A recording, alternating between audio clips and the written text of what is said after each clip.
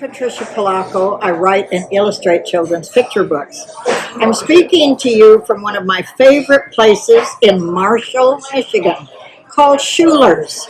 It's a restaurant that probably some of you have been to, and maybe if you haven't, do come here. It'll be fine dining. But I love the city of Marshall. I love the school that you are representing. I love your teacher, Mary Douglas. She's one of my best friends. But I am thrilled to be doing this because Marshall is one of my most favorite places in the world to be. I think that the book Journey Mary Sparrow is very iconic because Adam Crossway is very important to Marshall's history. People can be so generous to people that they don't even know, and it shows how a whole generation of people can touch Abraham Lincoln's hand just because of one person.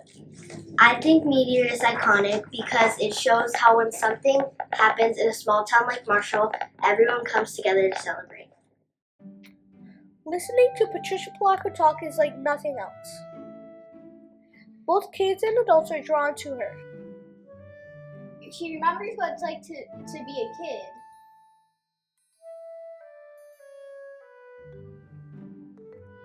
Patricia Polacco's grandmother always said, "All story is true. It may just not have happened."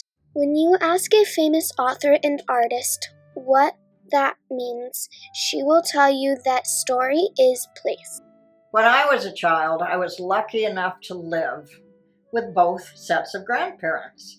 Now, how that happened is my parents were divorced, and when they separated, they moved back in with their own mother and fathers. So they shared custody. I had the school year with my mother and the summers with my dad. But in both households, my grandmother and grandfather lived. And they were the most amazing, wonderful storytellers I've ever heard in my life. My dad's people were from Ireland. My mother's people were from Russia and the Ukraine. Both of those cultures have this amazing ability to just lean back and stories just come out of them. I know when I sat and listened to them, I had a sense of place. I knew I belonged in this world, and I knew everything that they did was literally in preparation for my brother and me to come into this world. I'm a storyteller now, thanks to them. So are both of my children. Isn't that amazing? When you're used to sitting and listening to stories, you're doomed. You can't help it. You're going to be telling stories yourself. And what better way is there to make your way in this world than to share your heart with other people? So, I think the Keeping Quill is iconic because it's a very delicate piece of fabric that holds her family together, and there's so much more to it. 200 books on the New York Times bestseller list. But it was not always like this. In fact, if you knew her when she was my age, you might have been surprised that this is how she earns a living. I think it's kind of amazing, if you think about it, that I'm an author. Many of you may not know this, but I am learning disabled. I have dyslexia, dysnumeria, and dysgraphia. The dyslexia, of course, meant that I could not read. Dysnumeria, could not do math. And dysgraphia meant I couldn't write anything down. So you can imagine, as my career in school started, I was behind. I mean, everyone else was streaking ahead of me. I'd look at all those other kids and wonder how come they could do all this and I can't.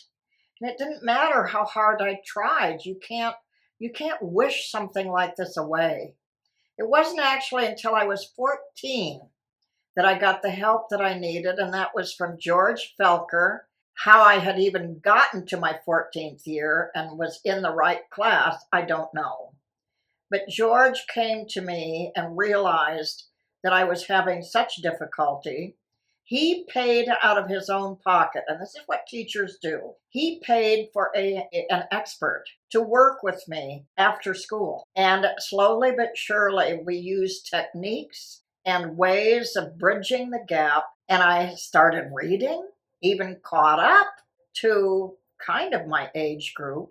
But I just remember what it felt like. It made me feel so behind and so terrible and so different. And now look at me. I mean, can you believe it? Not only can I read, I write books. I mean, good heavens. I wonder if some of those teachers could see me now. What would they think? I bet they would be so proud. I know I am. First, my rotten redheaded older brother was born.